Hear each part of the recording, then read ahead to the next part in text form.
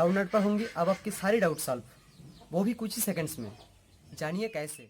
आपको करना क्या है, जिस भी सवाल या क्वेश्चन में या डाउट में आप फंसे हैं, आपको बस उस क्वेश्चन की फोटो खींचनी है। क्वेश्चन की फोटो खींचने के बाद आपको उस क्वेश्चन को अच्छी तरीके से क्रॉप कर देना है। जैसे ही आप उस क्वेश्चन क्रॉप कर लेंगे, आप बस सबमिट वाला बटन दबाइए और सबमिट वाला बटन दबाते ही आप देखेंगे कुछ ही सेकंड्स में आपको उस क्वेश्चन का वीडियो सोल्यूशन मिल जाएगा, वो भी एकदम टॉप पे।